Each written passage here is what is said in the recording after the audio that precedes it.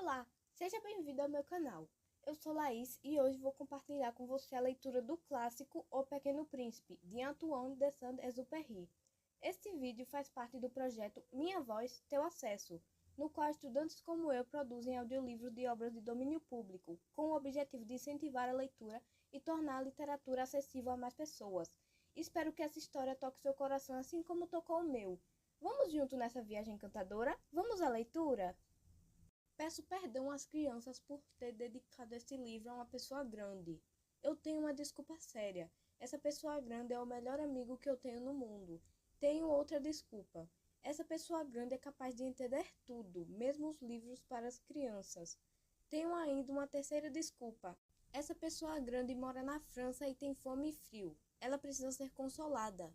Se todas essas desculpas não forem suficientes, eu posso dedicar este livro à criança que essa pessoa grande foi um dia. Todas as pessoas grandes foram um dia crianças, mas poucas delas se lembram disso. Então eu corrijo minha dedicatória. A Leon Werth, quando ele era pequeno. Certa vez, quando tinha 6 anos, vi num livro sobre a Floresta Virgem, Histórias Vividas, uma impotente gravura. Representava ela uma jiboia que engolia uma fera. Dizia o livro: as jiboias engolem sem mastigar a presa inteira, em seguida não podem mover-se e dormem os 6 meses de digestão. Mostrei minha obra-prima às pessoas grandes e perguntei se o meu desenho lhes fazia medo. Responderam-me: por que é que um chapéu faria medo? Meu desenho não representava um chapéu, representava uma jiboia digerindo um elefante. Desenhei então o interior da jiboia, a fim de que as pessoas grandes pudessem compreender. Elas têm sempre uma necessidade de explicações, de que as pessoas grandes pudessem compreender. Elas têm sempre uma necessidade de explicações. As pessoas grandes aconselharam-me a deixar de lado os desenhos de jiboias abertas ou fechadas e dedicar-me de preferência à geografia, à história, ao cálculo, à gramática. Foi assim que abandonei, aos 6 anos, uma esplêndida carreira de pintura. Eu fora desencorajado pelo insucesso de meu desenho número 1 e de meu desenho número 2. As pessoas grandes não compreendem nada sozinhas, e é cansativo para as crianças estar toda hora explicando. Tive, pois, de escolher uma outra profissão e aprendi a pilotar aviões. Voei, por assim dizer, por todo o mundo, e a geografia, é claro, me serviu muito. Eu sabia distinguir num relance a China e o Arizona. É muito útil quando se está perdido na noite. Tive assim, no correr da vida, muitos contatos com muita gente séria. Vivi muito no meio das pessoas grandes. Vi-as muito de perto. Isso não melhorou, de modo algum, a minha antiga opinião. Quando encontrava uma pessoa que me parecia um pouco lúcida, fazia com ela a experiência do meu desenho número 1, que sempre conservei comigo. Eu queria saber se ela era realmente compreensiva, mas respondia sempre: é um chapéu. Então eu não lhe falava nem de jiboias, nem de florestas virgens, nem de estrela. Punhava-me ao seu alcance. Falava-lhe de Bridget, de golfe, de política, de gravatas. E a pessoa grande ficava encantada de conhecer um homem tão razoável. Vivi, portanto, só, sem amigos com quem pudesse realmente conversar. Até um dia, cerca de 6 anos atrás, em que tive um pane no deserto do Saara. Alguma coisa se quebrava no motor, e como não tinha comigo mecânico ou passageiro, preparei-me para empreender sozinho o difícil conserto. Era para mim questão de vida ou morte. Só dava para 8 dias a água que eu tinha.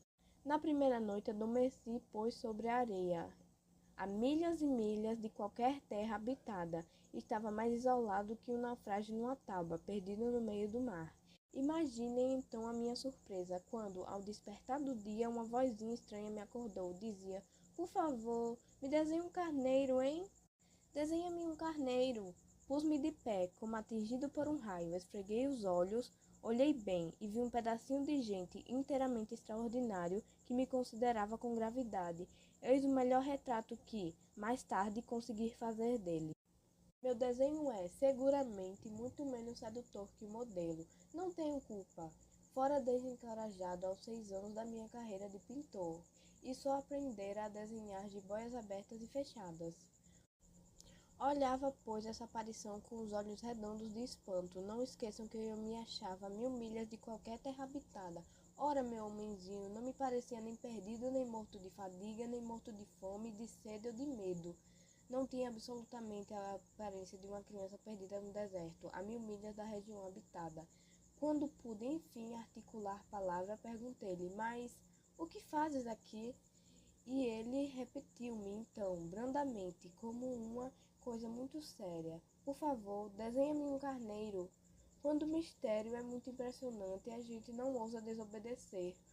Por mais absurdo que aquilo me parecesse a 1000 milhas e todos os lugares habitados e em perigo de morte, tirei do bolso uma folha de papel e uma caneta, mas lembrei-me então que havia estudado de preferência geografia, história, cálculo e gramática e disse ao garoto, com um pouco de mau humor, que eu não sabia desenhar. Respondeu-me, não tem importância, desenha-me um carneiro. Como jamais houvesse desenhado um carneiro, eu refiz para ele um dos únicos desenhos que eu sabia, o da jiboia fechada. E fiquei estupefado de ouvir o garoto explicar. Não, não, não quero um elefante numa jiboia. A jiboia é perigosa e o elefante toma muito espaço. Tudo é pequeno onde eu moro. Preciso de um carneiro. Desenha-me um carneiro. Então eu desenhei. Olhou atentamente e disse, não, esse já está muito doente. Desenha outro. Desenhei de novo. Meu amigo sorriu com indulgência. Bem, vês que isso não é um carneiro, é um bode. Olha os chifres. Fiz mais uma vez o desenho, mas ele foi recusado como os precedentes. Este aí é muito velho, quero um carneiro que viva muito. Então, perdendo a paciência, como tinha presa de desmontar o motor, rabisquei o desenho ao lado e arrisquei. Esta é a caixa, o carneiro está dentro, mas fiquei surpreso de ver o iluminar-se a face do meu pequeno juiz. Era assim mesmo que eu queria. Será preciso muito capim para esse carneiro? Por quê? Porque é muito pequeno onde eu moro. Qualquer coisa chega, eu te dei um carneiro de nada. Inclinou a cabeça sobre o desenho. Não é tão pequeno assim, olha, adormeceu. E foi desse modo que travei conhecimento, um dia, com o Pequeno Príncipe. Levei muito tempo para compreender de onde viera. O príncipezinho que me fazia milhares de perguntas não parecia sequer escutar as minhas palavras pronunciadas ao caso e que foram, pouco a pouco, revelando tudo. Assim, quando viu pela primeira vez meu avião, perguntou-me bruscamente: Que coisa é aquela? Não, é uma coisa, aquilo voa, é um avião. É o meu avião. Eu estava orgulhoso de lhe comunicar que eu voava. Então ele exclamou: Como? Tu caíste do céu? Sim, disse eu modestamente. Ah, como é engraçado! E o príncipezinho deu uma bela risada, que me irritou profundamente. Gosto que levem a sério minhas desgraças. Em seguida acrescentou: Então tu também vens do céu. De que planeta és tu? Vislumbrei um clarão no mistério de sua presença e interroguei bruscamente. Tu vês então de outro planeta? Mas ele não me respondeu, balançava lentamente a cabeça, considerando o avião. É verdade que, nisto aí, não podes ter vindo de longe. Mergulhou então no pensamento que durou muito tempo. Depois, tirando do bolso meu carneiro, ficou contemplando o seu tesouro. Poderão imaginar que eu ficaria intrigado com aquela semi-confidência sobre outros planetas. Esforcei-me então por saber mais um pouco. De onde vens, meu bem? Onde é tua casa? Para onde queres levar meu carneiro? Ficou meditando em silêncio e respondeu depois. O bom é que a caixa que me desse poderá de noite servir de casa. Sem dúvida, e se tu fores bonzinho, darei uma corda para amarrá-lo durante o dia. E uma estaca. A proposta pareceu chocá-lo. Amarrar? Que ideia esquisita! Mas se tu não o amarras, ele vai-se embora e se perde. E meu amigo deu uma nova risada. Mas onde queres que ele vá? Não sei, por aí, andando sempre para frente. Então o príncipezinho observou, muito sério. Não faz mal, é tão pequeno onde moro. E depois, talvez com um pouco de melancolia, acrescentou ainda: quando a gente anda sempre para frente, não pode mesmo ir longe. Eu aprendera, pois, uma segunda coisa, importantíssima. O seu planeta de origem era pouco maior que uma casa. Não era surpresa para mim, sabia que além dos grandes planetas Terra, Júpiter, Marte ou Vênus, aos quais se deram nomes a centenas e centenas de outros, por vezes tão pequenos que mal se vê no telescópio. Quando o astrônomo descobre um deles, dá-lhe por um nome e um número. Chama-o, por exemplo, asteroide 3251. Tenho sérias razões para supor que o planeta de onde vinha o príncipe era o asteroide B612. Esse asteroide só foi visto uma vez ao telescópio, em 1909, por um astrônomo turco. Ele fizera, na época, uma grande demonstração da sua descoberta num congresso internacional de astronomia, mas ninguém lhe dera crédito por causa das roupas que usava. As pessoas grandes são assim. Felizmente, para a reputação do asteroide B612, um ditador turco obrigou o povo, sob pena de morte, a vestir-se à moda europeia. O astrônomo repetiu sua demonstração em 1920, numa elegante casaca. Então, dessa vez, todo mundo se convenceu. Se lhes deu esses detalhes sobre o asteroide B612 e lhes confio seu número, é por causa das pessoas grandes. As pessoas grandes adoram os números. Quando a gente lhes fala de um novo amigo, elas jamais se informam do essencial. Não perguntam nunca. Qual o som da sua voz? Quais os brinquedos que prefere? Será que ele coleciona borboleta? Mas perguntam, qual sua idade? Quantos irmãos ele tem? Quanto pesa? Quanto ganha seu pai? Somente então é que elas julgam conhecê-lo. Se dizemos às pessoas grandes, vi uma bela casa de tijolos cor-de-rosa, gerânios na janela, pombas no telhado, elas não conseguem de modo nenhum fazer uma ideia da casa. É preciso dizer-lhes, vi uma casa de 600 contos, então elas exclamam, que beleza! Assim, se a gente lhes disser a prova de que o príncipezinho existia, é que ele era encantador, que ele ria e que ele queria um carneiro. Quando alguém quer o carneiro é porque existe, elas darão de ombro e nos chamarão de criança. Mas se dissermos, o planeta de onde ele vinha é o asteroide B612, ficarão inteiramente convencidas e não amolarão com perguntas. Elas são assim mesmo. É preciso não lhes querer mal por isso. As crianças devem ser muito indulgentes com as pessoas grandes. Mas nós que compreendemos a vida, nós não ligamos aos números. Gostaria de ter começado essa história moda dos contos de fada. Teria gostado de dizer.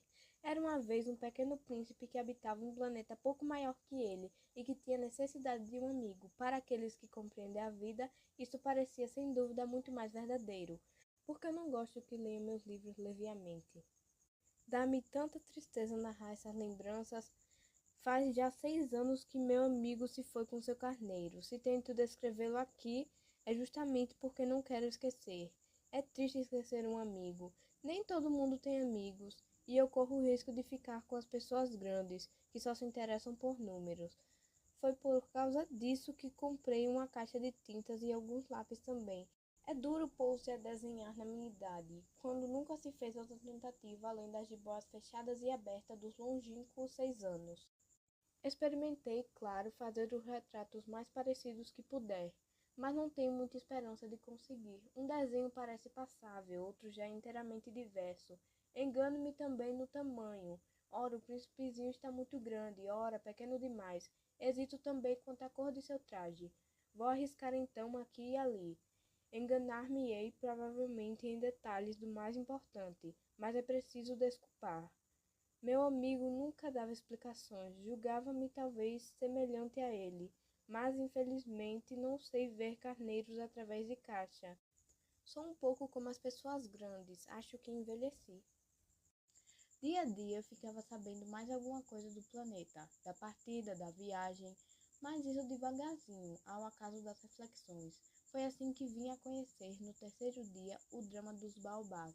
Dessa vez ainda foi graças ao carneiro, pois bruscamente o príncipezinho me interrogou, tomando de grave dúvida. É verdade que os carneiros comem arbustos? Sim, é verdade. Ah, que bom! Não compreendi logo por que era tão importante que os carneiros comessem arbustos, mas o príncipezinho acrescentou: por conseguinte, eles comem também os baobás? Fiz notar ao príncipezinho que os baobás não são arbustos, mas árvores grandes como igrejas, e que mesmo que ele levasse consigo todo um rebanho de elefantes, eles não chegariam a dar cabo de um único baobá. A ideia de um rebanho de elefante fez rir o príncipezinho. Seria preciso votar um por cima do outro. Mas notou em seguida sabiamente: os baobás, antes de crescer, são pequenos. É fato, mas por que desejas tu que os carneiros comam baobás pequenos? Por que haveria de ser? Respondeu-me como se tratasse de uma evidência, e foi-me preciso um grande esforço de inteligência para compreender sozinho esse problema. Com efeito, no planeta do Príncipezinho havia, como em todos os outros planetas, ervas boas e más.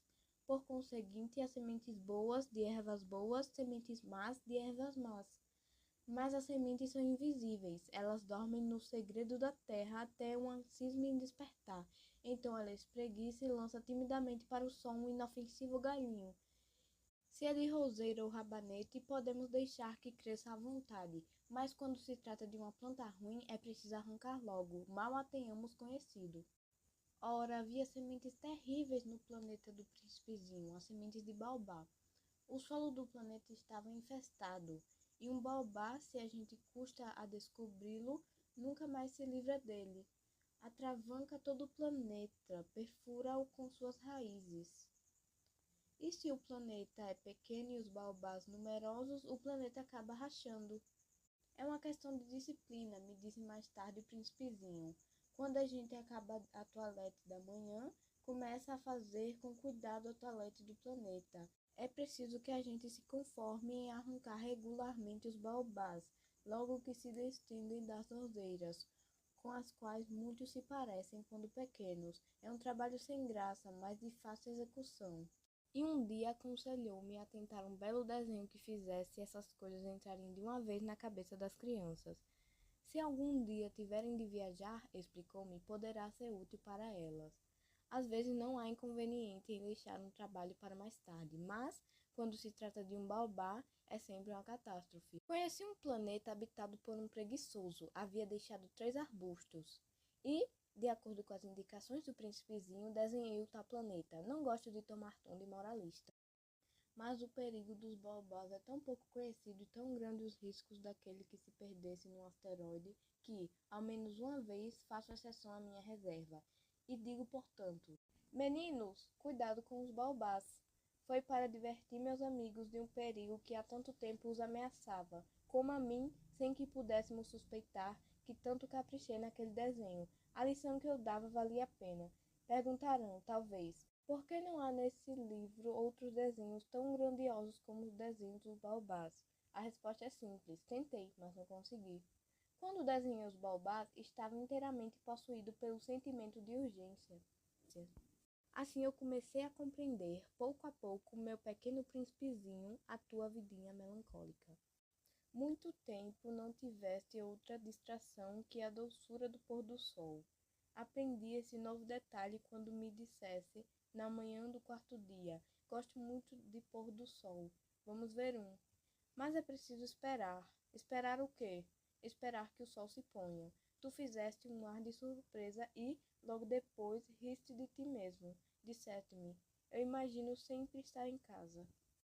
De fato, quando é meio-dia nos Estados Unidos, o sol, todo mundo sabe, está se deitando na França. Bastaria ir à França num minuto para assistir o pôr do sol.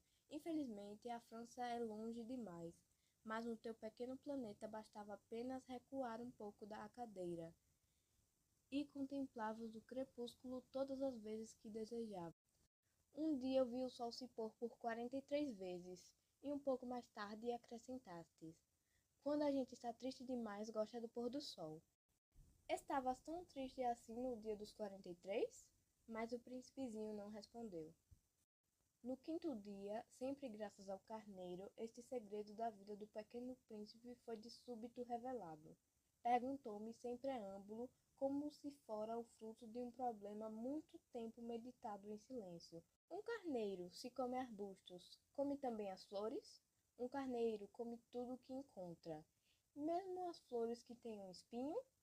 Sim, mesmo as que têm. Então, para que servem os espinhos? Eu não sabia, estava ocupadíssima naquele instante tentando desatarrachar do motor um parafuso muito apertado. Minha pane começava a parecer demasiado grave, e em breve já não teria água para beber. Para que servem os espinhos? O príncipezinho jamais renunciava a uma pergunta depois que a tivesse feito, mas eu estava irritado com o parafuso e respondi qualquer coisa. Espinho não serve para nada, são pura maldade das flores. Oh! Mas por um silêncio ele me disse com uma espécie de rancor. Não acredito, as flores são fracas, ingênuas, defendem-se como podem, elas se julgam terríveis com seus espinhos. Não respondi. Naquele instante eu pensava: se esse parafuso ainda resiste, vou fazê-lo saltar a martelo. O príncipezinho perturbou-me de novo as reflexões. E tu pensas então que as flores... Ora, eu não penso nada. Eu respondi qualquer coisa. Eu só me ocupo com coisas sérias. Ele olhou-me estupefato. Coisas sérias. Via-me martelo em punho, dedos sujos de graxa, curvados sobre um feio objeto. Tu falas como as pessoas grandes. Senti um pouco de vergonha, mas ele acrescentou, implacável. Tu confunde todas as coisas.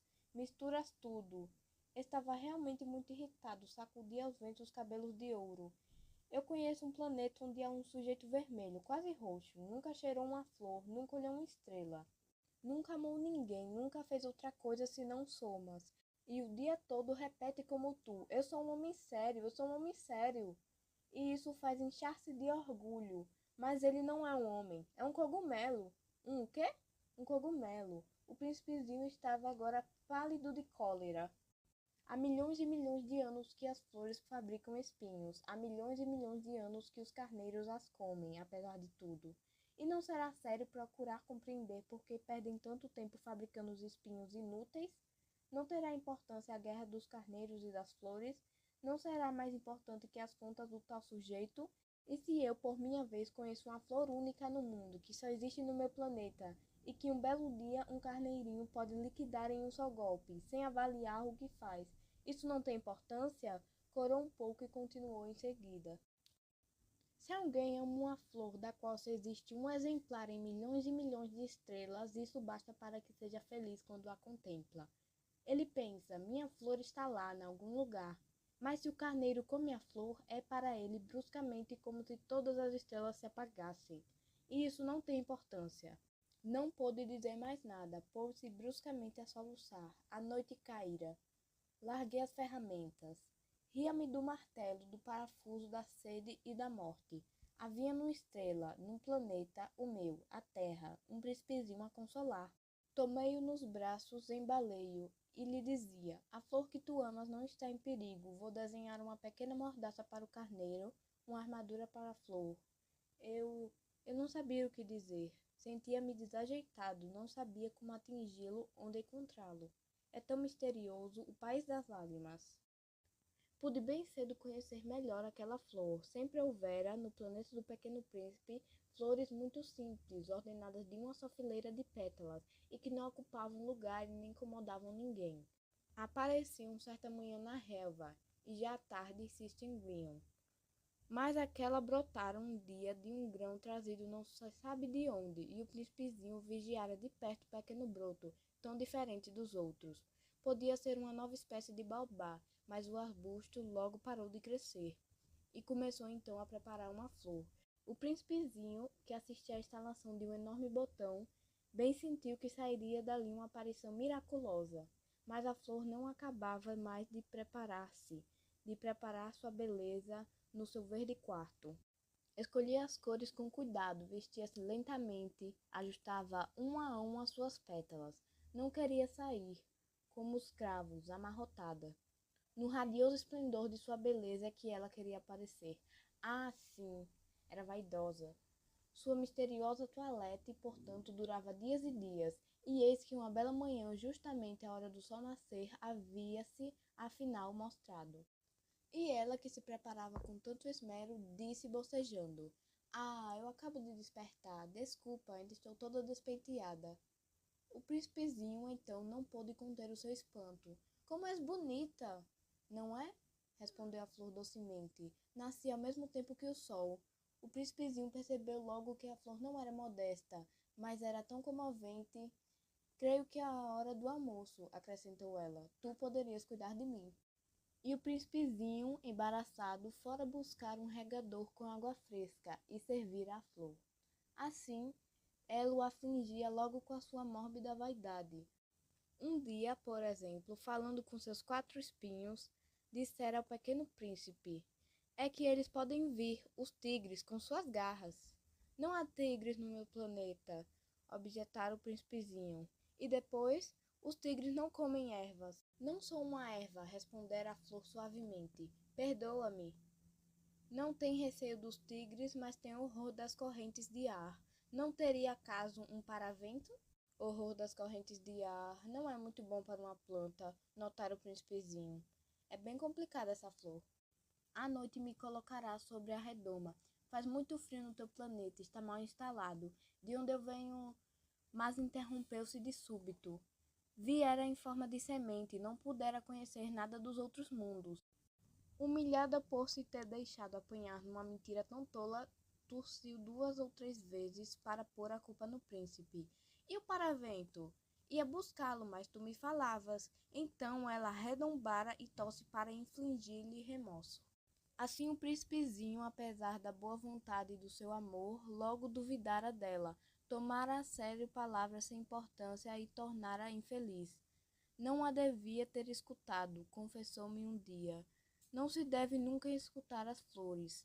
Basta olhá-las, aspirar o perfume. A minha embalsamava o planeta, mas eu não me contentava com isso. A tal história das garras, que tanto me agastara, me devia ter enternecido.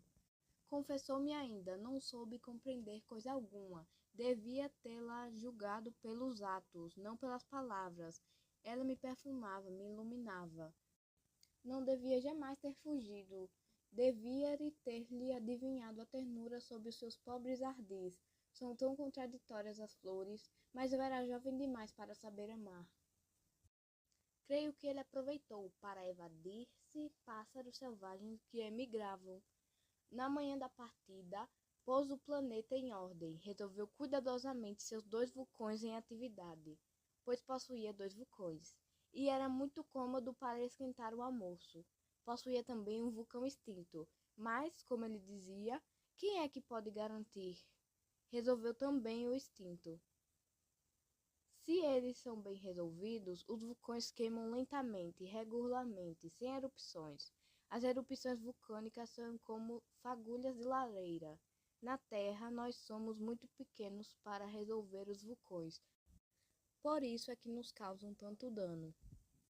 O príncipezinho arrancou também, não sem um pouco de melancolia, os últimos rebentos de baobá.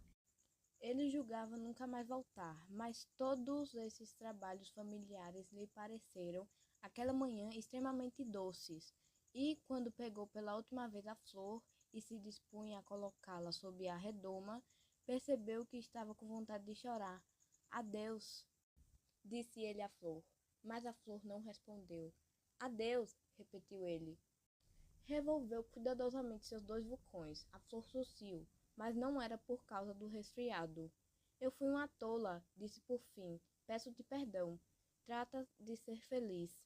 A ausência de censuras o surpreendeu. Ficou parado, inteiramente sem jeito, com a redoma no ar. Não podia compreender essa calma doçura. É claro que eu te amo, disse-lhe a flor. Foi por minha culpa que não soubeste de nada. Isto não tem importância. Fosse tão tolo quanto eu. Trata de ser feliz. Mas pode deixar em paz a redoma, não preciso mais dela. Mas o vento... Não estou assim tão resfriada. O ar fresco da noite me fará bem. Eu sou uma flor. Mas os bichos... É preciso que eu suporte 2 ou 3 larvas se quiser conhecer as borboletas. Dizem que são tão belas. Do contrário, quem virá a visitar-me? Tu estarás longe. Quanto aos bichos grandes, não tenho medo deles. Eu tenho as minhas garras. E ela mostrava ingenuamente seus 4 espinhos. Em seguida acrescentou: Não demores assim, que é exasperante. Tu decidiste partir. Vai-te embora, pois ela não queria que ele a visse chorar. Era uma flor muito orgulhosa. Ele se achava na região dos asteroides 325, 326, 327, 328, 329 e 330. Começou, pois, a visitá-los para procurar uma ocupação e se instruir. O primeiro era habitado por um rei. O rei sentava-se vestido de púrpura e arminho, num trono muito simples, posto que majestoso. Ah, eis um súdito! Exclamou o rei ao dar com o príncipezinho. E o príncipezinho perguntou a si mesmo: Como pode ele reconhecer-me se jamais me viu? Ele não sabia que, para os reis, o mundo é muito simplificado. Todos os homens são súditos. Aproxima-te para que eu te veja melhor, disse o rei, todo orgulhoso de poder ser rei para alguém. O príncipezinho procurou com os olhos onde sentasse, mas o planeta estava todo atravancado pelo magnífico manto de arminho. Ficou então de pé, mas, como estava cansado, bocejou. É contra a etiqueta bocejar na frente do rei, disse o monarca. Eu o proíbo. Não posso evitá-lo, disse o príncipezinho confuso.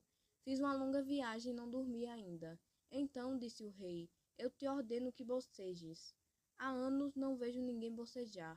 Os bocejos são uma raridade para mim. Vamos, boceja, é uma ordem. Isso me intimida, eu não posso mais, disse o príncipezinho todo vermelho. Respondeu o rei. Então eu te ordeno, ora bocejares e ora... Ele gaguejava um pouco e parecia vexado, porque o rei fazia questão fechada que sua autoridade fosse respeitada. Não tolerava desobediência, era um monarca absoluto, mas, como era muito bom, dava ordens razoáveis. Se o ordenasse, costumava dizer, que um general se transformasse em gaivota e o general não me obedecesse, a culpa não seria do general, seria minha. Posso sentar-me? Interrogou timidamente o príncipezinho. Eu te ordeno que te sentes, respondeu-lhe o rei, que puxou majestosamente um pedaço do manto de arminho. Mas o príncipezinho se espantava. O planeta era minúsculo. Sobre quem reinaria o rei? Majestade, eu vos peço perdão de ousar interrogar-vos. Eu te ordeno que me interrogues, apressou-se o rei a declarar. Majestade, sobre quem é que reinas? Sobre tudo, respondeu o rei com uma grande simplicidade. Sobre tudo? O rei, com um gesto discreto, designou seu planeta aos outros e também as estrelas. Sobre tudo isso? Sobre tudo isso, respondeu o rei, pois ele não era apenas um monarca absoluto, era também um monarca universal. E as estrelas vos obedecem? Sem dúvida, disse o rei, obedecem prontamente. Eu não tolero indisciplina. Um tal poder maravilhou o príncipezinho. Se ele fosse detentor do mesmo, teria podido assistir não a 44, mas a 72, ou mesmo a 100, ou mesmo a 200 pôres do sol no mesmo dia, sem precisar sequer afastar a cadeira. E como se sentisse um pouco triste a lembrança do seu pequeno planeta abandonado, ousou solicitar do rei uma graça. Eu desejava ver um pôr do sol. Fazei-me este favor, ordenai ao sol que se ponha. Se eu ordenasse ao meu general voar de uma flor a outra, como borboleta, ou escrever uma tragédia, ou transformar-se em gaivota, e o general não executasse a ordem recebida, quem? Eu ou ele estaria errado. Vós, respondeu com firmeza o príncipezinho. Exato, é preciso exigir de cada um o que cada um pode dar, replicou o rei. A autoridade repousa sobre a razão. Se ordenares ao teu povo que se lance ao mar, farão todos revolução. Eu tenho o direito de exigir obediência porque minhas ordens são razoáveis. E me pôr do sol, lembrou o príncipezinho, que nunca esquecia a pergunta que houvesse formulado. Teu pôr do sol tu o terás, eu o exigirei, mas eu esperarei, na minha ciência de governo, que as condições sejam favoráveis. Quando serão? Indagou o príncipezinho. Hein? Respondeu o rei, que consultou inicialmente um grosso calendário. Será lá por volta de 7h40 esta noite, e tu verás como sou bem obedecido. O príncipezinho bocejou, lamentava o pôr do sol que perdera, e depois já estava se aborrecendo um pouco. Não tenho mais nada que fazer aqui, disse ao rei. Vou prosseguir minha viagem. Não partas, respondeu o rei, que estava orgulhoso de ter um súdito. Não partas. Eu te faço ministro. Ministro de quê? Da justiça. Mas não há ninguém a julgar. Quem sabe? Disse o rei. Ainda não dei a volta no meu reino.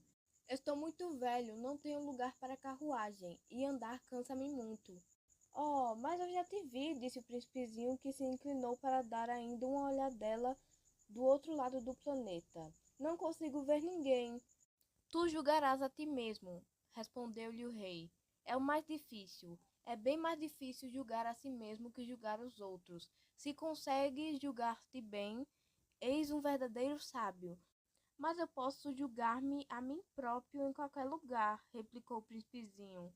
Não é preciso, para isso, ficar morando aqui. Ah, disse o velho rei, eu tenho quase certeza de que há um velho rato no meu planeta. Eu o escuto de noite, tu poderás julgar esse rato. Tu o condenarás à morte de vez em quando. Assim a sua vida dependerá da tua justiça. Mas tu o perdoarás cada vez, para economizá-lo, pois só temos um. Eu, respondeu o príncipezinho, eu não gosto de condenar à morte, e acho que vou mesmo embora. Não, disse o rei, mas o príncipezinho, tendo acabado os preparativos, não quis afligir o velho monarca. Se vossa majestade deseja ser prontamente obedecido, poderá dar-me uma ordem razoável. Poderia-me ordenar-me, por exemplo, que partisse em menos de 1 minuto. Parece-me que as condições são favoráveis. Como o rei não disse nada, o príncipezinho hesitou um pouco. Depois suspirou e partiu. Eu te faço meu embaixador, apressou-se o rei em gritar. Tinha um ar de grande autoridade. As pessoas grandes são muito esquisitas, pensava durante a viagem o príncipezinho. O segundo planeta, um vaidoso o habitava. Um admirador vem visitar-me, exclamou de longe, vaidoso. Mal vira o príncipe, porque, para os vaidosos, os outros homens são sempre admiradores. Bom dia, disse o príncipezinho. Você tem um chapéu engraçado. É para agradecer, exclamou o vaidoso, para agradecer quando me aclamam. Infelizmente não passa ninguém por aqui. Sim? Disse o príncipezinho sem compreender. Bate as palmas uma na outra, aconselhou o vaidoso. O príncipezinho bateu as mãos uma na outra. O vaidoso agradeceu modestamente, erguendo o chapéu.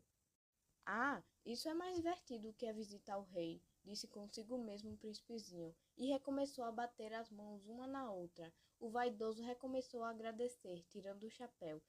Após 5 minutos de exercício, o príncipezinho cansou-se com a monotonia do brinquedo. E para o chapéu cair? Perguntou ele. Que é preciso fazer? Mas o vaidoso não ouviu.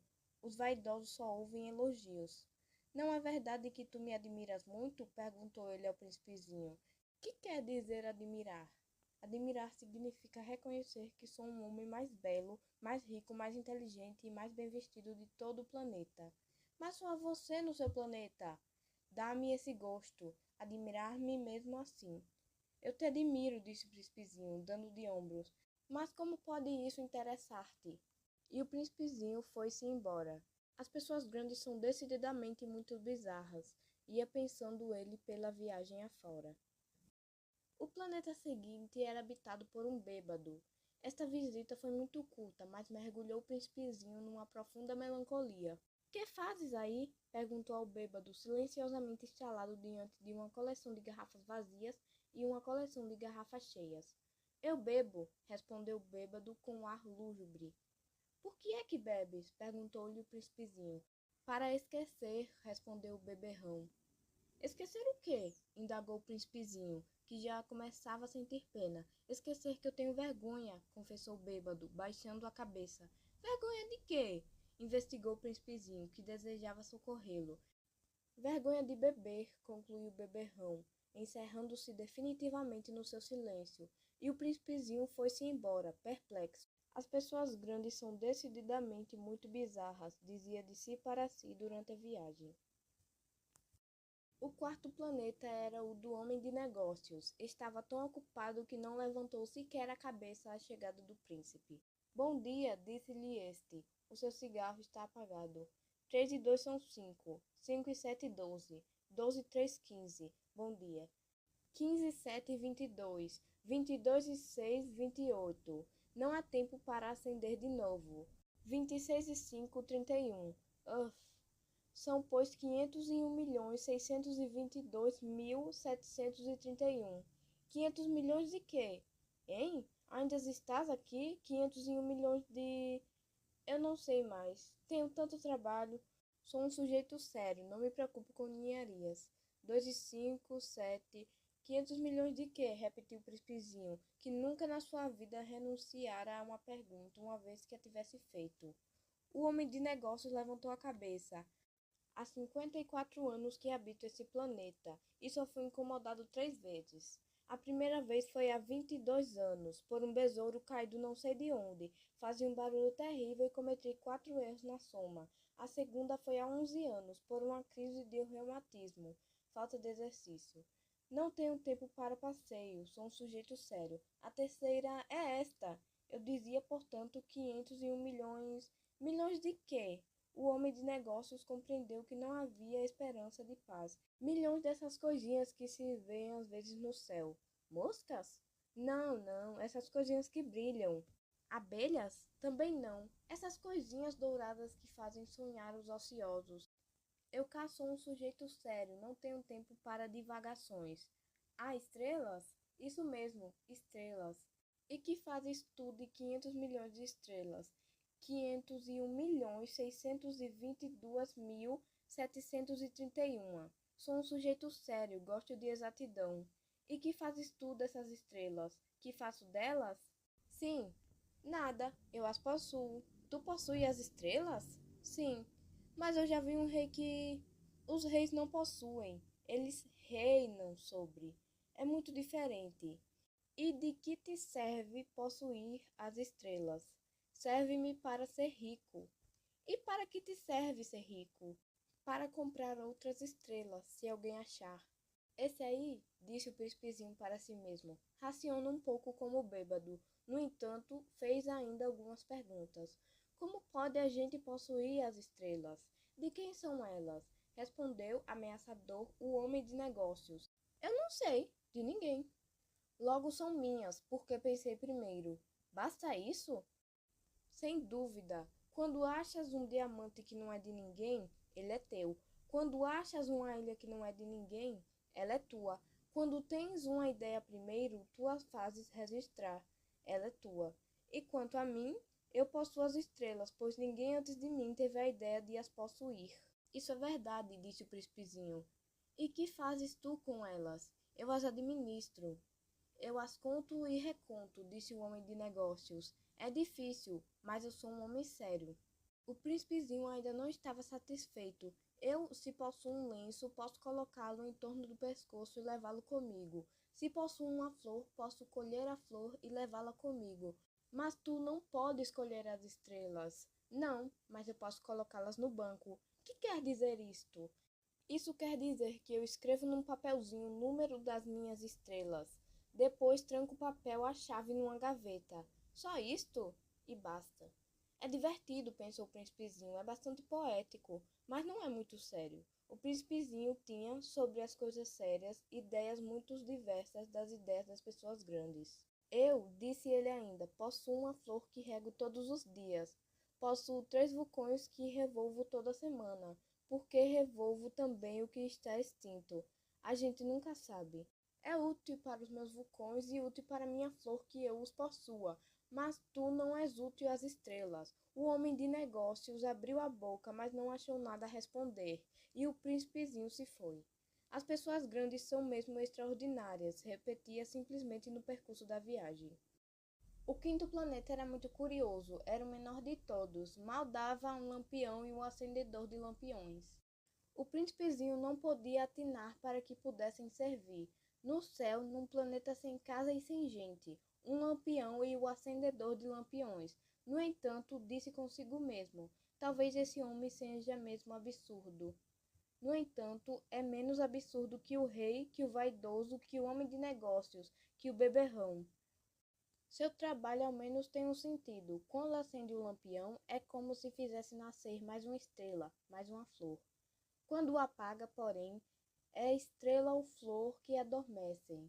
É uma ocupação bonita, e é útil porque é bonita. Quando abordou o planeta, saudou respeitosamente o acendedor. Bom dia, por que acabas de apagar teu lampião? Eu executo uma tarefa terrível. É o regulamento, respondeu o acendedor. Bom dia. Que é regulamento? É apagar meu lampião. Boa noite. E tornou a acender. Mas por que acabas de o acender de novo? É o regulamento, respondeu o acendedor. Eu não compreendo, disse o príncipezinho. Não é para compreender, disse o acendedor. Regulamento é regulamento. Bom dia, e apagou o lampião. Em seguida, enxugou a fronte num lenço de quadrinhos vermelhos. Eu executo uma tarefa terrível. Antigamente era razoável. Apagava de manhã e acendia à noite. Tinha o resto do dia para descansar e o resto da noite para dormir. E depois disso, mudou o regulamento? O regulamento não mudou, disse o acendedor. Aí que está o drama. O planeta de ano em ano gira mais depressa e o regulamento não muda. E então? Disse o príncipezinho. Agora que ele dá uma volta por minuto, não tenho mais um segundo de repouso. Acendo e apago uma vez por minuto. Ah, que engraçado! Os dias aqui duram um minuto. Não é nada engraçado, disse o acendedor. Já faz um mês que estamos conversando. Um mês? Sim, 30 minutos, 30 dias. Boa noite. E acendeu o lampião. O príncipezinho considerou e amou aquele acendedor tão fiel ao regulamento. Lembrou-se dos pores do sol que ele mesmo produzia, recuando um pouco a cadeira. Quis ajudar o amigo.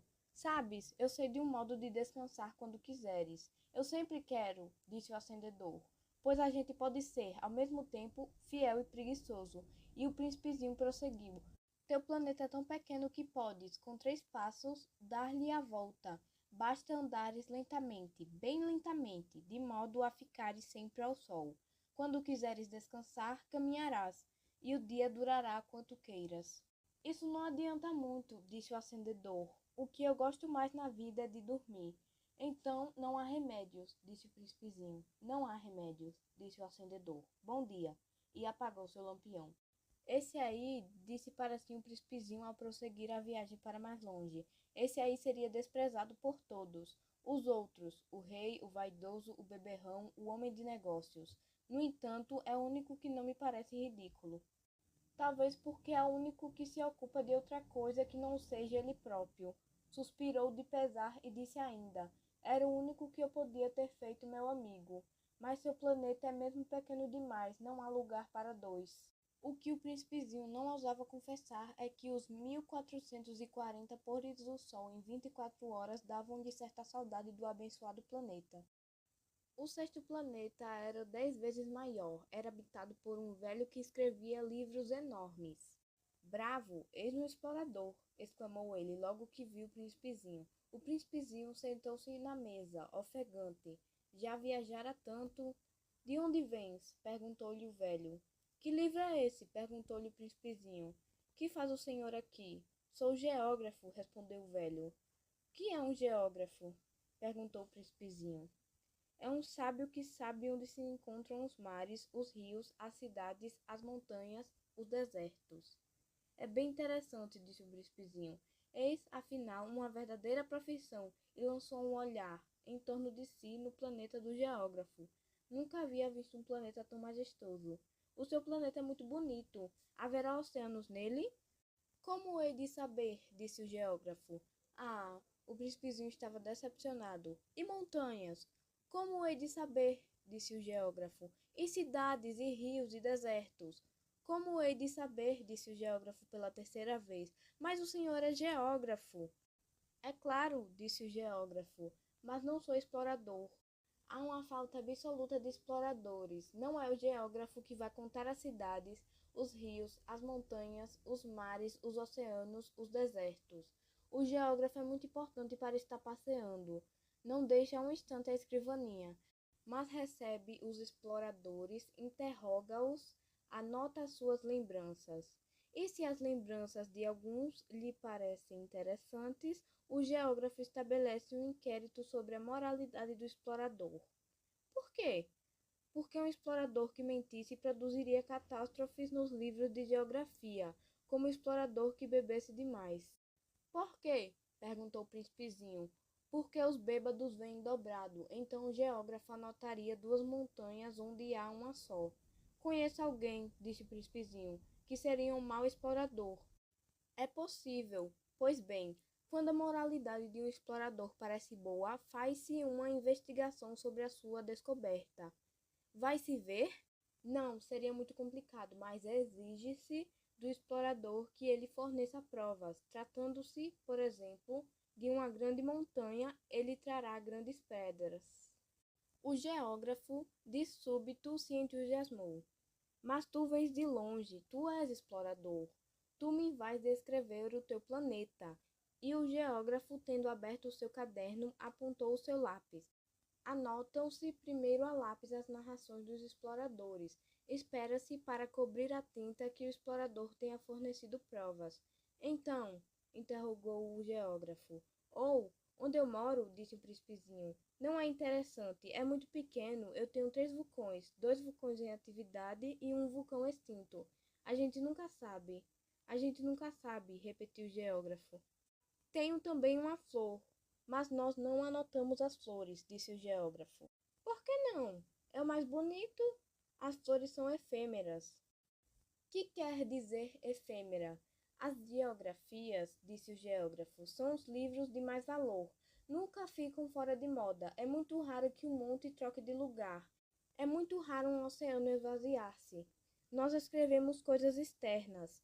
Mas os vulcões extintos podem se reanimar, interrompeu o príncipezinho. Que quer dizer efêmera?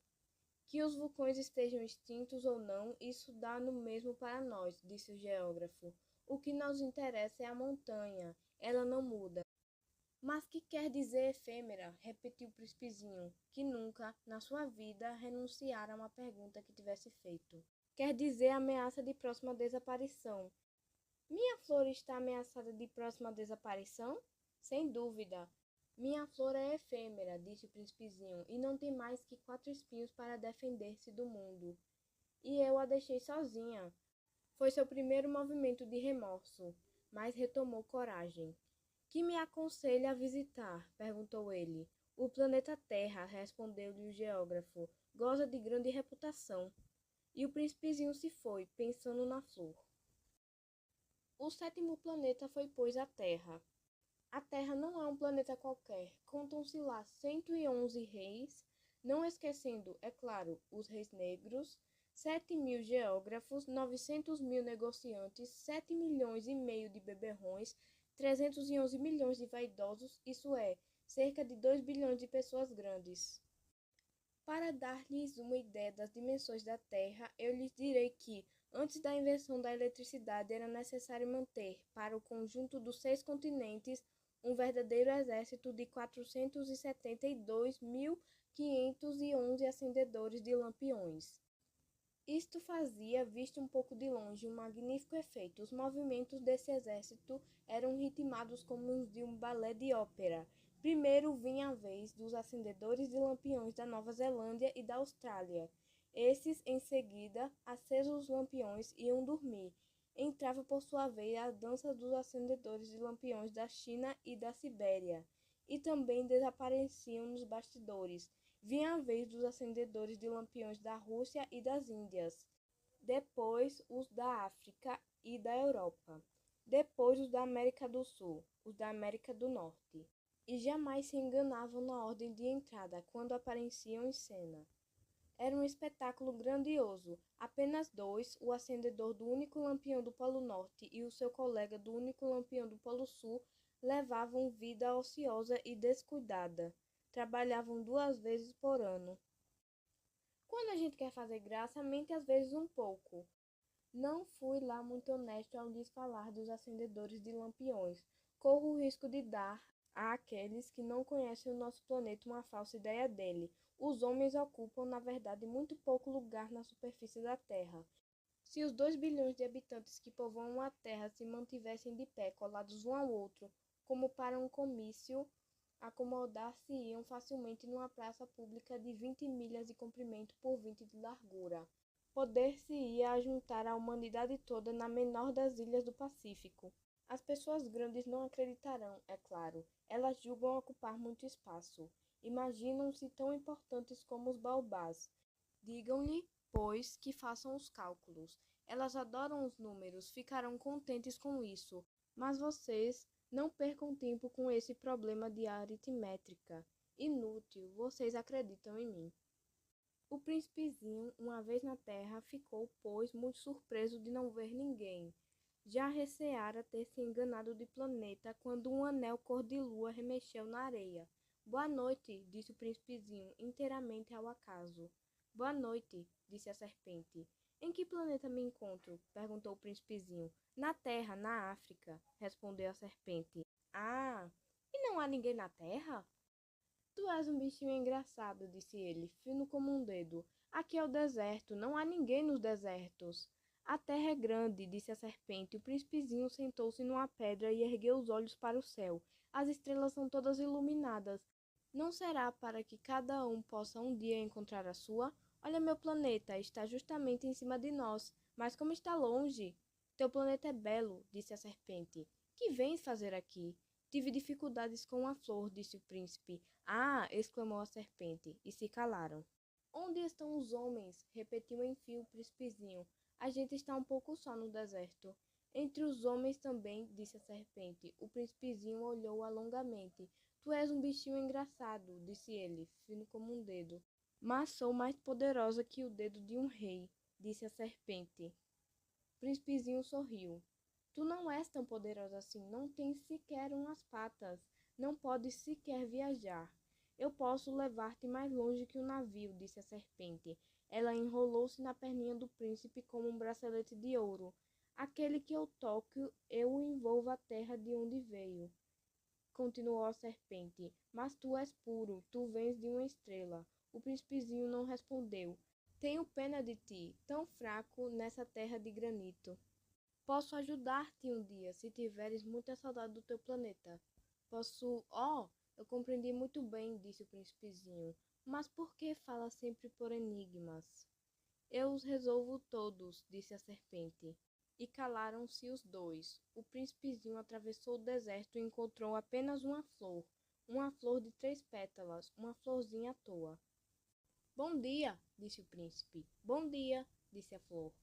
Onde estão os homens? Perguntou polidamente. A flor um dia vira passar uma caravana. Os homens? Eu creio que existem 6 ou 7.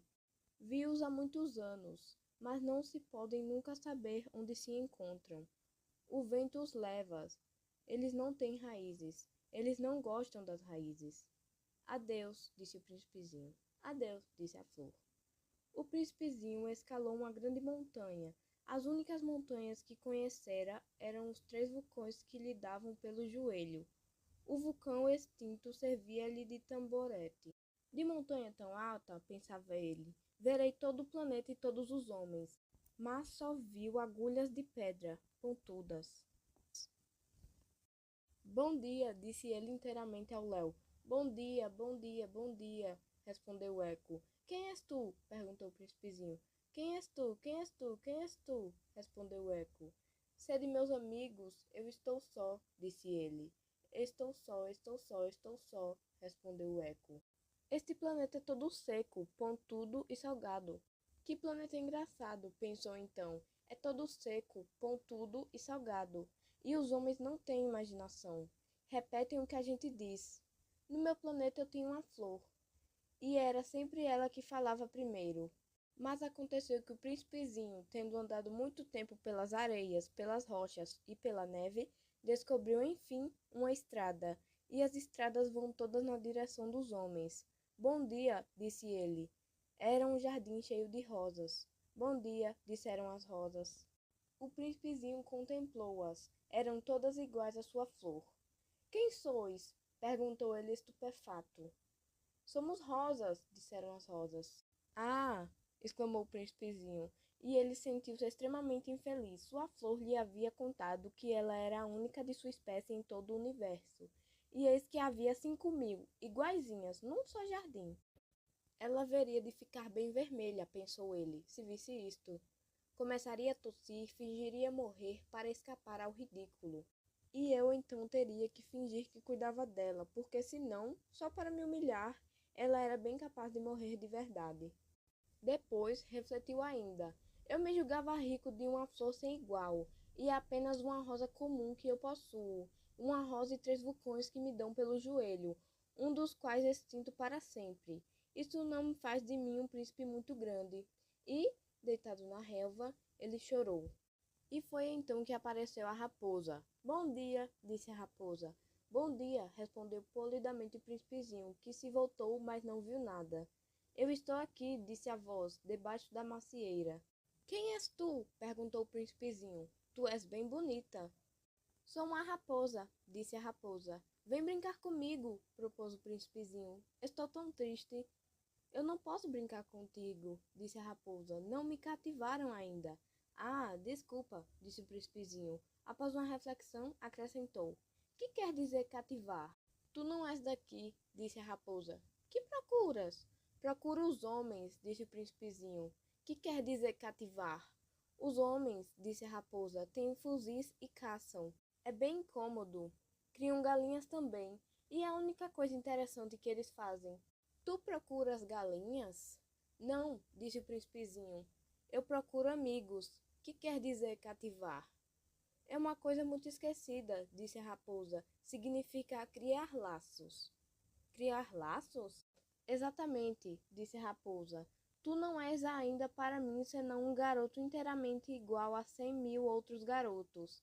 E eu não tenho necessidade de ti. E tu não tens também necessidade de mim. Não passo aos teus olhos de uma raposa igual a 100.000 outras raposas. Mas, se tu me cativas, nós teremos necessidade um do outro. Serás para mim o único no mundo, e eu serei para ti única no mundo. Começo a compreender, disse o príncipezinho. Existe uma flor, eu creio que ela me cativou. É possível, disse a raposa. Vê-se tanta coisa na terra. Oh, não foi na terra, disse o príncipezinho. A raposa pareceu intrigada. Num outro planeta? Sim. Há caçadores nesse planeta? Não. Que bom. E galinhas? Também não. Nada é perfeito, suspirou a raposa. Mas a raposa voltou à sua ideia. Minha vida é monótona. Eu caço as galinhas e os homens me caçam. Todas as galinhas se parecem e todos os homens se parecem também. E por isso me aborreço um pouco. Mas se tu me cativas, minha vida será como que cheia de sol. Conhecerei um barulho de passos que será diferente dos outros. Os outros passos me fazem entrar debaixo da terra. O teu me chamará para fora da toca, como se fosse música. E depois, olha, vês, lá longe, os campos de trigo? Eu não como pão, o trigo para mim é inútil, os campos de trigo não me lembram coisa alguma. E isso é triste, mas tu tens cabelos cor de ouro, então será maravilhoso quando me tiveres cativado. O trigo, que é dourado, fará lembrar-me de ti, e eu amarei o barulho do vento no trigo. A raposa calou-se e considerou por muito tempo o príncipe. Por favor, cativa-me, disse ela. Bem quisera, disse o príncipezinho, mas eu não tenho muito tempo. Tenho amigos a descobrir e muitas coisas a conhecer. A gente só conhece bem as coisas que cativou, disse a raposa. Os homens não têm mais tempo de conhecer coisa alguma. Compram tudo prontinho nas lojas. Mas como não existem lojas de amigos, os homens não têm mais amigos. Se tu queres um amigo, cativa-me. O que preciso fazer? Perguntou o príncipezinho. É preciso ser paciente, respondeu a raposa. Tu me sentarás primeiro um pouco longe de mim, assim, na relva. Eu te olharei com um canto do olho e tu não dirás nada. A linguagem é uma fonte de mal-entendidos, mas cada dia te sentarás mais perto. No dia seguinte o príncipezinho voltou. Teria sido melhor voltares à mesma hora, disse a raposa. Se tu vens, por exemplo, às 4 da tarde, desde as 3 eu começarei a ser feliz. Quanto mais a hora for chegando, mais eu me sentirei feliz. Às 4 horas, então, estarei inquieta e agitada, descobrirei o preço da felicidade. Mas se tu vens a qualquer momento, nunca saberei a hora de preparar o coração.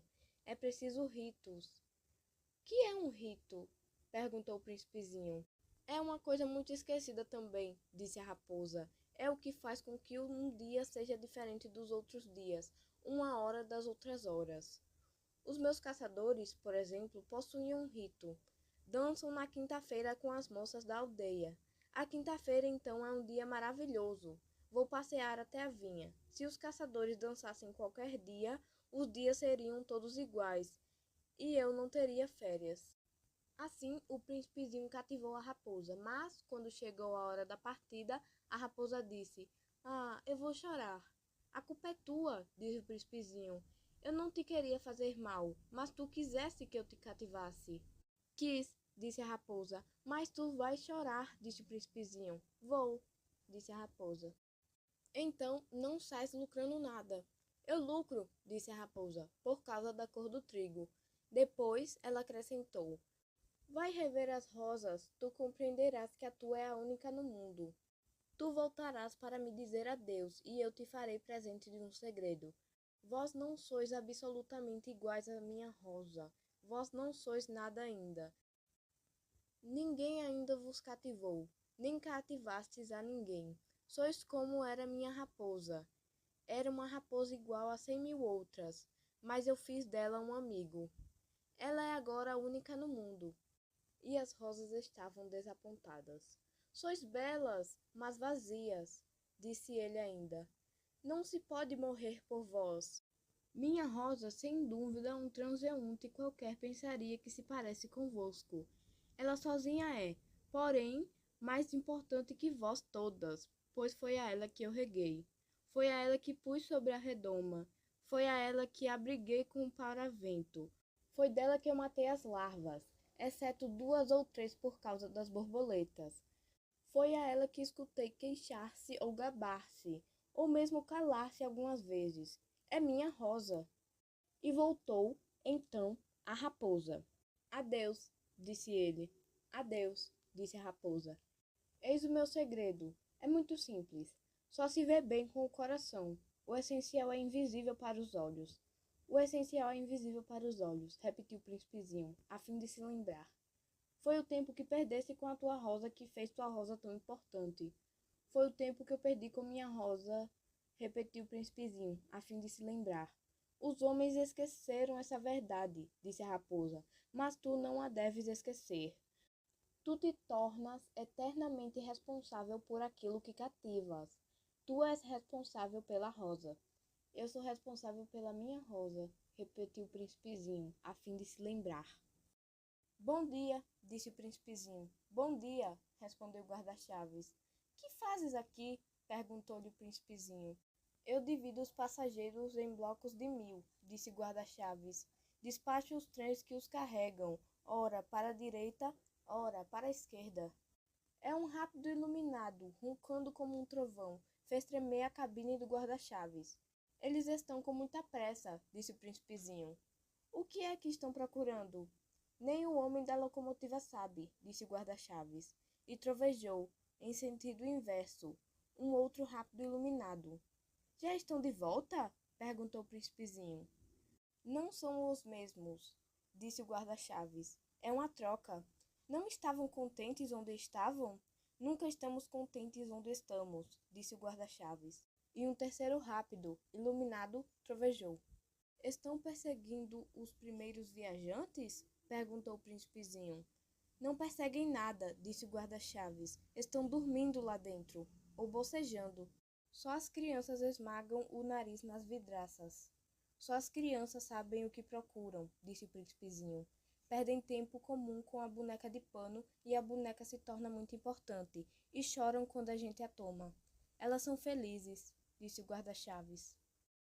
Bom dia, disse o príncipezinho. Bom dia, disse o vendedor. Era um vendedor de pílulas aperfeiçoadas que aplacavam a sede. Toma assim uma por semana e não é mais preciso beber. Por que vendes isso? Perguntou o príncipezinho.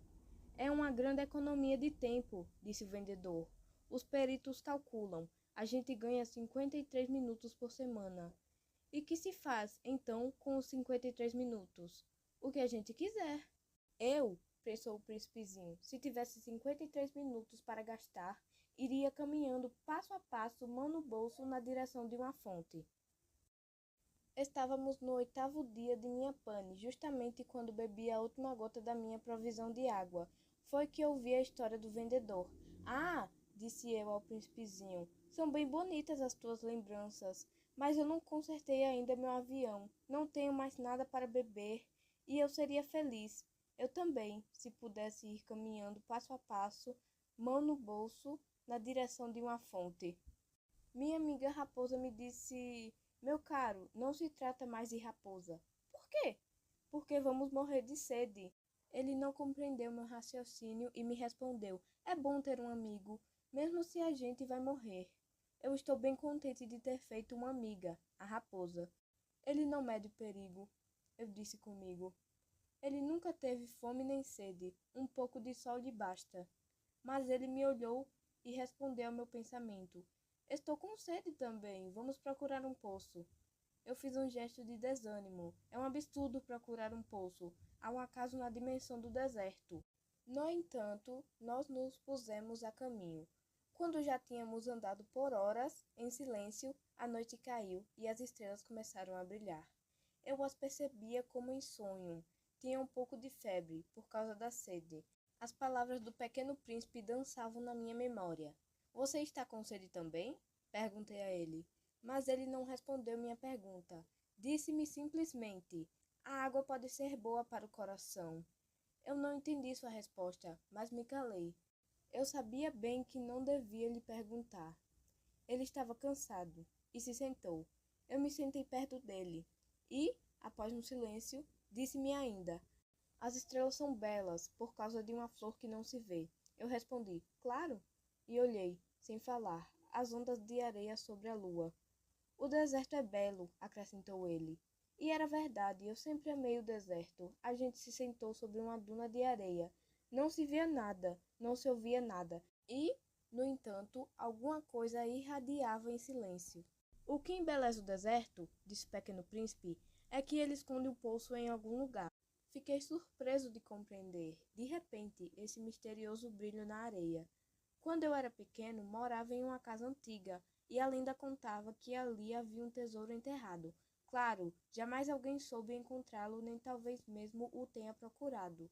Mas ele encantava toda aquela casa. Minha casa escondia um segredo no fundo do seu coração. Sim, disse eu. Quer se trate de uma casa, das estrelas ou do deserto, o que faz sua beleza invisível. Estou contente, disse ele, porque você concorda com a minha raposa. Como o Pequeno Príncipe adormecia, eu o tomei em meus braços e retomei a caminhada. Eu estava emocionado. Parecia que eu carregava um tesouro frágil. Parecia-me mesmo não existir nada mais frágil sobre a terra. Eu olhava, à luz da lua, aquele rostinho pálido, seus olhinhos fechados, suas mechas de cabelo que tremiam ao vento, e eu me dizia: isto que eu vejo aqui não é mais que uma casa. O mais importante é invisível. Como seus lábios estavam entreabertos, esboçando um sorriso, eu me disse ainda: o que me comove profundamente nesse príncipezinho dormindo é sua fidelidade à sua flor. É a imagem de uma rosa que o ilumina como a chama de uma lâmpada, mesmo quando dorme. Então eu o sentia mais frágil ainda. É preciso proteger bem uma chama. Um sopro de vento pode apagá-la. E, caminhando assim, eu descobri o poço, no raiar do dia. Os homens, disse o Pequeno Príncipe, eles se enfurnam nas correntezas, mas sem saber mesmo o que procuram. Então, eles se agitam e rodam em círculos. E ele acrescentou: isso não vale a pena. O poço que nós encontramos não parecia com os outros poços do Saara. Os poços do Saara são simples buracos escavados na areia, mas aquele parecia um poço de uma aldeia. Entretanto, não havia ali nenhuma aldeia, e eu me julgava sonhar. É estranho, disse eu ao príncipezinho. Tudo está pronto. A roldana, o balde e a corda. Ele riu, pegou a corda, fez girar a roldana. E a roldana gemeu como um velho catavento quando o vento dormira por muito tempo. Escuta, disse o Pequeno Príncipe. Nós acordamos esse poço e ele canta. Eu não queria que ele fizesse esforço. Deixe-me fazer, disse a ele. É muito pesado para você. Lentamente eu puxei o balde até a margem e o instalei com cuidado na borda. O canto da roldana permanecia em meus ouvidos e, na água que tremia ainda, eu via também tremer o sol. Eu tenho sede desta água, disse o Pequeno Príncipe. Dá-me para eu beber. E eu entendi o que ele procurava. Eu levei o balde até seus lábios. Ele bebeu, com os olhos fechados. Era doce como uma festa. Aquela água era mais do que um alimento. Ela tinha nascido da caminhada sob as estrelas, do canto da roldana, do esforço dos meus braços. Ela era boa para o coração, como um presente. Quando eu era pequeno, a luz da árvore de Natal, a música da missa da meia-noite, a doçura do sorriso também faziam todo o esplendor do presente de Natal que eu recebia. Os homens do seu planeta, disse o Pequeno Príncipe, cultivam 5.000 rosas no mesmo jardim, e eles não encontram o que procuram. Não encontram. repeti. E, no entanto, o que eles procuram poderia ser encontrado em uma só rosa ou num pouco d'água. Claro, respondi, e o pequeno príncipe acrescentou, mas os olhos são cegos, é preciso buscar com o coração. Eu tinha bebido, eu respirava bem. A areia, no raiar do dia, era cor de mel. Eu estava feliz também por estar cor de mel, porque teria eu que me lamentar. É preciso que você cumpra a sua promessa, disse-me docemente o pequeno príncipe, que, de novo, se sentava perto de mim. Qual promessa? Você sabe. Uma mordaça para o meu carneiro. Eu sou responsável pela flor. Eu tirei do bolso meus rabiscos de desenho. O pequeno príncipe os viu e disse rindo. Teus baobás, eles se parecem um pouco com repolhos. Ou, eu que estava tão orgulhoso dos meus baobás. Tua raposa, suas orelhas. Elas parecem um pouco com chifres. São longas demais.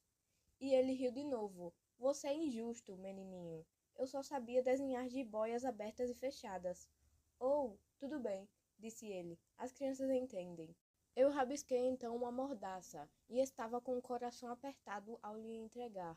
Você tem projetos que eu ignoro. Mas ele não me respondeu e me disse: Você sabe, minha queda aqui na terra amanhã fará aniversário. Em seguida, depois de um silêncio, disse ainda: Eu caí bem perto daqui. E ele se corou dizendo isto. E de novo, sem entender por quê, eu experimentei um estranho pesar. No entanto, uma questão me ocorreu. Então não foi por acaso que, na manhã quando eu lhe encontrei, há 8 dias, você perambulava assim, sozinho, a milhas e milhas de qualquer região habitada. Você voltava para o lugar da sua queda? O príncipezinho corou-se de novo. E eu acrescentei, hesitando, por causa, talvez, do aniversário? O pequeno príncipe corou-se novamente. Ele não respondia jamais às perguntas, mas, quando alguém fica vermelho, isso significa sim, não é? Ah, eu disse a ele, estou com medo. Mas ele retrucou, você deve trabalhar agora, retornar para o seu maquinário. Eu te espero aqui, volta amanhã de tarde. Mas eu não estava tranquilo, eu me lembrava da raposa. A gente corre o risco de chorar um pouco quando se deixa cativar. Havia, do lado do poço, uma ruína de um velho muro de pedra. Assim que eu retornei, depois de trabalhar, no dia seguinte à tarde, eu vi de longe meu príncipezinho sentado no alto, com as perninhas balançando, e eu o ouvi falando. Então você não se lembra? Dizia ele. Não é exatamente aqui. Uma outra voz, sem dúvida, lhe respondeu, pois ele replicou: Sim, sim, é este o dia, mas não é este o lugar. Eu prossegui a andar na direção do muro. Não via nem escutava ninguém. No entanto, o pequeno príncipe replicou novamente: Claro, você verá onde começam minhas pegadas na areia. Você só tem que me esperar. Eu estarei ali essa noite. Eu estava a 20 metros do muro e não via nunca nada. O pequeno príncipe disse ainda, após um silêncio: Você tem um bom veneno? Você está certo de não me fazer sofrer por muito tempo? Eu parei, o coração apertado, mas não entendia nada ainda. Agora vai-se embora, disse ele. Eu quero descer. Daí eu baixei meus olhos para o pé do muro e dei um salto. Ela estava lá, erguida para o pequeno príncipe, uma dessas serpentes amarelas que nos liquidam em 30 segundos. Remexendo o bolso para tirar meu revólver, eu apressei o passo, correndo, mas, com o barulho que fiz, a serpente escorreu-se suavemente para dentro da areia, como um jato d'água que morre, e, sem muita pressa, enfiou-se entre as pedras, tinindo um leve ruído de metal. Eu alcancei o muro justamente a tempo de recebê-lo em meus braços. O pequeno menino príncipe, pálido como a neve. Que história é essa aí? Você fala com as serpentes agora? Eu desfiz o nó de seu eterno lenço dourado, molhei-lhe as têmporas e dei-lhe água. E agora não ousava lhe perguntar mais nada. Ele me olhou seriamente e me envolveu o pescoço com seus bracinhos. Eu sentia seu coraçãozinho como o de um passarinho que morre, atingido por um tiro de carapina. Ele me disse: Estou contente que você tenha encontrado o que faltava para o seu motor. Você vai poder voltar para casa. Como você sabe? Eu vinha justamente lhe anunciar que, apesar de toda a falta de esperança, eu tinha conseguido minha reparação. Ele não respondeu nada à minha pergunta, mas acrescentou: Eu também. Hoje eu volto para casa. Em seguida, melancólico: Ela é bem mais longe, será bem mais difícil. Eu percebia claramente que ali se passava alguma coisa de extraordinário. Eu o apertava em meus braços como se fosse um bebê e, no entanto, ele me parecia escorrer verticalmente para o abismo, sem que eu pudesse fazer nada para lhe segurar. Ele tinha um olhar sério, perdido, muito longe. Eu levo seu carneiro e a caixa para ele, e também a mordaça. Ele sorriu com melancolia. Esperei algum tempo, sentia que ele esquentava pouco a pouco. Meu menino, você teve medo.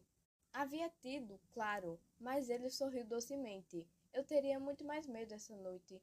De novo eu me senti gelado pelo sentimento do inevitável, e entendi que não suportava a ideia de nunca mais escutar seu riso. Ele era para mim como uma fonte no deserto. Meu querido, eu ainda quero te ouvir rir. Mas ele me disse, essa noite fará um ano. Minha estrela estará justamente acima do lugar onde eu caía no passado. Meu bem, não será um pesadelo essa história de serpente e de encontro de estrela. Mas ele não respondeu minha pergunta e disse: o que é importante a gente não vê.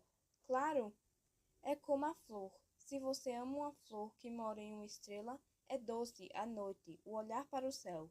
Todas as estrelas são floridas. Claro, é como a água. Aquela que você me deu para beber era como música, por causa da roldana e da corda. Você se lembra? Como era boa. Claro, você olhará de noite as estrelas. É muito pequeno onde eu moro para que eu te mostre onde se encontra a minha. Mas é melhor assim. Minha estrela, ela será para você uma estrela qualquer entre as outras. Então você amará olhar para todas as estrelas. Elas serão todas suas amigas. E depois eu vou te dar um presente. Ah, meu menininho, meu amor, como eu gosto de te ouvir rir. Justamente, este será meu presente. Ele será como água. O que quer dizer? As estrelas não são as mesmas para todas as pessoas. Para uns que viajam, elas são guias. Para outros, elas não passam de pequenas luzes. Para outros, os que são sábios, elas são mistérios. Para o meu homem de negócios, elas eram de ouro, mas todas elas se calam, e você terá estrelas como ninguém mais. O que quer dizer? Quando você olha o céu, à noite, como eu viverei em uma delas, como eu estarei rindo em uma delas, então isso será para você como se todas as estrelas rissem. Você terá estrelas que sabem rir. E ele riu de novo. E quando você estiver se consolando, a gente sempre se consola, ficará contente de ter me conhecido. Você será sempre meu amigo. Terá vontade de rir comigo. E abrirá às vezes sua janela, assim, por prazer. E seus amigos ficarão bem surpresos de lhe ver rindo, olhando o céu. Então você lhes dirá: sim, as estrelas, elas sempre me fazem rir. E eles te acharão louco. Assim, eu terei te pregado uma peça. Será como se eu tivesse te dado, no lugar de estrelas, vários pequenos guizos que sabem rir. E ele riu de novo. Em seguida, ficou sério. Esta noite, você sabe, não venha. Eu não vou te deixar. Me parecerei mal. Terei um pouco ar de morrer. Mas é assim mesmo. Não venha ver. Não vale a pena. Eu não vou te deixar. Mas ele estava preocupado. Digo isso também por causa da serpente. Ela não pode te morder. As serpentes são más. Podem morder só por prazer. Eu não vou te deixar. Mas alguma coisa o acalmou. É verdade que ela não tem veneno bastante para a segunda mordida. Naquela noite eu não o vi se pôr a caminho. Evadiu-se sem fazer barulho. Quando eu consegui alcançá-lo, ele marchava decidido, a passos rápidos. Disse-me apenas: ah, você está aqui. E ele me pegou pela mão, mas se afligiu ainda. Você fez mal. Terá pena, eu terei ar de estar morto, mas isso não será verdade. Eu me calava. Você entende, é muito longe. Eu não posso levar esse corpo para lá. Ele é pesado demais. Eu me calava. Mas será como uma velha casca abandonada, e velhas cascas não são tristes. Eu me calava. Ele se desencorajou um pouco, mas ainda fez um esforço. Isso será bonito, sabia? Eu também olharei as estrelas, e todas as estrelas serão poços como uma roldona enferrujada. Todas as estrelas me darão de beber. Eu me calava. Isso será realmente divertido. Você terá 500 milhões de guizos, e eu terei 500 milhões de fontes. E ele se calou também, porque chorava. É aqui. Deixe-me dar um passo sozinho. E sentou-se, porque tinha medo. Disse ainda: Você sabe, minha flor, sou responsável por ela. E ela é tão frágil, tão ingênua, tem 4 espinhos de nada por protegê-la do mundo. Nesse momento eu me sentei, pois não podia mais me segurar de pé. Ele disse: Pronto, isso é tudo. Ainda hesitou um pouco, depois se levantou e deu um passo. Eu não podia me mexer. Havia somente um clarão amarelo perto do seu tornozelo. Ele ficou um instante imóvel, não gritou e caiu docemente como cai uma árvore. Não houve nenhum ruído por causa da areia. E agora, certamente, já se passaram 6 anos. Eu ainda não tinha contado essa história. Os camaradas que me reencontraram ficaram contentes de me ver são e salvo. Eu estava triste, mas lhe dizia: é o cansaço. Agora já estou um pouco consolado, quer dizer, não completamente, mas eu sei bem que ele voltou para o seu planeta, pois no raiar do dia eu não achei seu corpo, que não era um corpinho tão pesado assim. E eu gosto de escutar aquelas estrelas à noite, são como os 500 milhões de guizos. De repente, me ocorre algo inesperado. Na mordaça que desenhei para o príncipezinho, eu esqueci de colocar a correia de couro. Ele nunca poderá prendê-la no carneiro. Então me pergunto, o que se passou no seu planeta? Talvez o carneiro tenha comido a flor.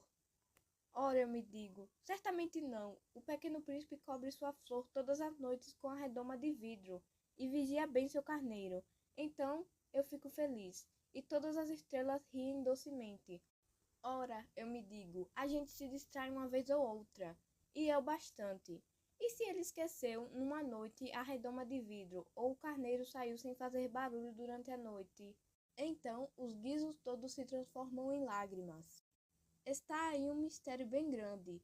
Para vocês que também amam o príncipezinho, como para mim, nada no universo tem o mesmo sentido. Se em algum lugar, não se sabe onde, um carneiro que não conhecemos comeu ou não uma rosa, olhem o céu, perguntem, o carneiro teria ou não comido a flor? E vocês verão como se tudo se transforma. E nenhuma pessoa grande compreenderá jamais que isso tenha tanta importância. É esta, para mim, a mais bonita e a mais triste paisagem do mundo. É a mesma paisagem da página anterior, mas eu a desenhei uma vez mais para lhes mostrá-la bem. Foi aqui que o príncipezinho apareceu sobre a terra, depois desapareceu. Olhem com atenção essa paisagem para terem certeza de reconhecê-la se vocês viajarem um dia para a África, no deserto. E, se acontecer de passarem por ali, eu lhes suplico, não tenham pressa, esperem um pouco, bem debaixo da estrela. Se então o menininho vier até vocês, se ele rir, se ele tiver cabelos de ouro, se não responder quando é interrogado, vocês saberão bem quem é ele. Então, por favor, não me deixem tão triste, escrevam-me rápido que ele voltou.